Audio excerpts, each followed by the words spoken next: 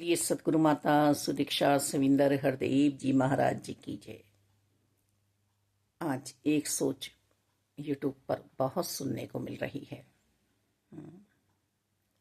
दासी इस मिथ्या की बातों पर जाती नहीं है, पर यही वो सोच बहुत बच्चों को बिगाड़ेगी, बहुत परिवारों को तोड़ेगी। कि माता पिता ने मारा तब मेरी ये हालत हुई, माता पिता ने मुझे प्यार नहीं किया तब ये मेरी हालत हुई। सन्यासी बैरागी मन जिसका हो जाता है वो किसी पर उंगली नहीं उठाता।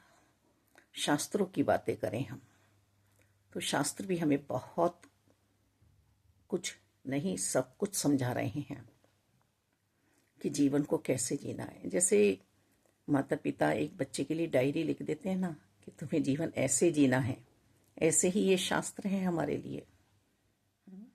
लिखे को पढ़ें और फिर समझें।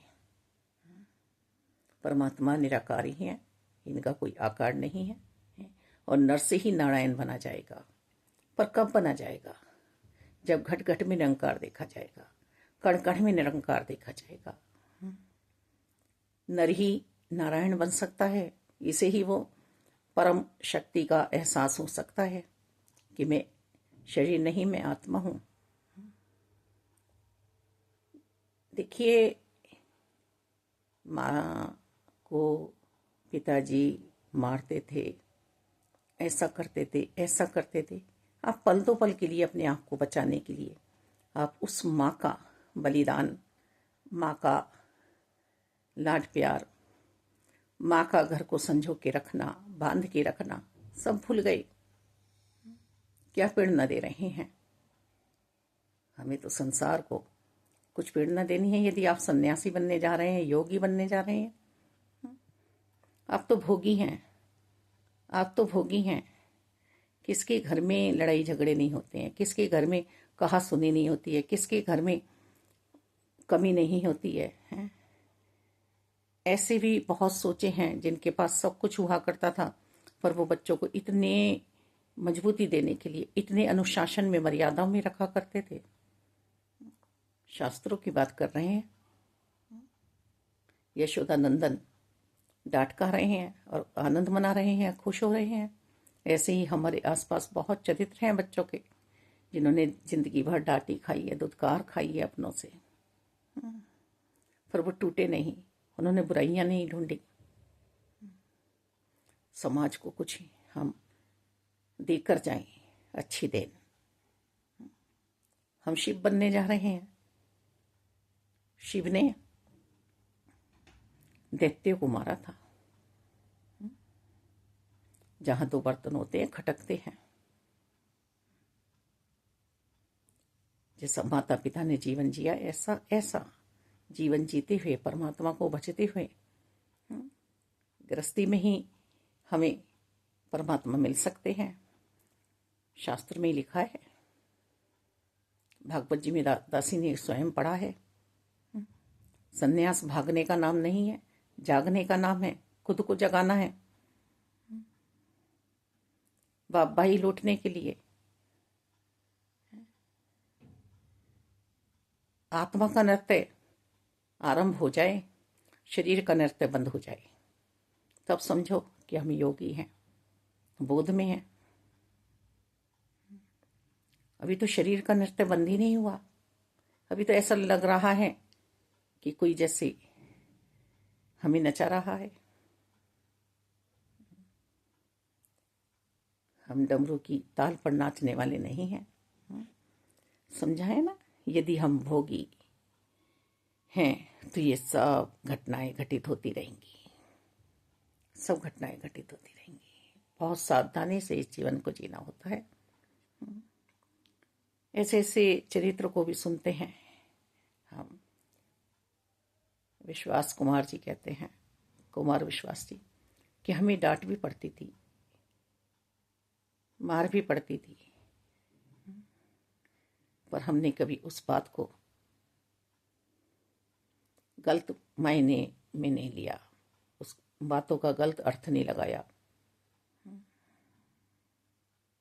हम भी अपने अपने जीवन से देखें, कुछ सिखलाई ले। क्या हमारे मम्मी पापा ने हमें नहीं मारा? क्या हमारे घर में लड़ाइयाँ नहीं होती थी? योगी जी, बैरागी जी, सन्यासी जी, परम सत्ता को जानने की बात। हम किसी में बुराई नहीं ढूंढते। अब तो माता पिता में ही बुराई ढूंढ रहे हैं, घर को उजाड़ रहे हैं। इतना काबिल होने के बाद, इतना विज्ञान पढ़ने के बाद,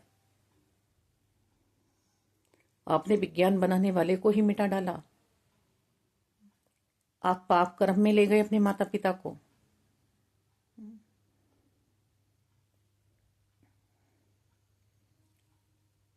संत विवेकानंद भी माता के गर्भ से ही पैदा हुए थे। अवतारों ने भी माता का गर्भ ही चयन किया है। इस सृष्टि में जो भी आया है माँ के गर्भ से ही आया है। इसीलिए माता को प्रथम श्रेणी में रखा गया है, प्रथम गुरु कहा जा रहा है। आध्यात्मिकता की बात कर रहे हैं हम, और मानवता से हम नाता हटा रहे हैं। उन माता पिता में ही हमने परमात्मा नहीं देखे। क्या जीवन जिया आपने? कुछ भी जीवन नहीं जिया। ना कुछ थे, ना कुछ है, ना रहेंगे। मालिक, परमात्मा को पाकर भक्ति करने का आनंद ही सबका सत्कार और संस्कार हमारे अंदर आना चाहिए। यही संस्कार समाया हुआ होना चाहिए। अब तो एक साधारण से भी नहीं है। समाज को कुछ अच्छी प्रेरणा दें, बच्चों को आत्म सुधारक बनाएं। गृहस्थी में रह के ही सन्यासी बनने के लिए शास्त्रों में कहा जा रहा है। पल पल निरंकार हमें देख रहे हैं। हम परमात्मा की कैद में हैं, परमात्मा हमारे साथ हैं। जब हमने संत निरंकारी मिशन में ब्रह्म ज्ञान की दात प्राप्त नहीं की थी, तो बचपन में मम्मी ने भी हमें यही समझाया था, और दासी ने उसे बहुत ही सही ढंग से अपने जीवन में अपनाया। ये साथ रहने वाले भी जानते हैं कि कुछ भी अनुचित कार्य करने से पहले मालिक औरों को भी रोका करती थी। स्वयं तो शायद किया ही नहीं। जैसा भी समय आया उसे बहुत प्यारे ढंग से निकाला है। जीवन में दुत्कार भी बहुत मिली है, क्योंकि सबसे पहले तो शरीर ही बेकार हो चुका था। किन किन से हम नफरतें करेंगे, किन किन को हम दोषी बनाएंगे अपने जीवन में। शास्त्रों की बात कर रहे हैं, प्रारब्ध की बात कर रहे हैं। शांत रहकर अपने प्रारब्ध जो भोग रहा है और फिर भी कर्म निरंकार के लिए, परमात्मा के लिए कर रहा है। हम यदि किसी को शिक्षा भी दे रहे हैं तो सुदामा के चरित्र को पढ़कर हम शिक्षाएं दें।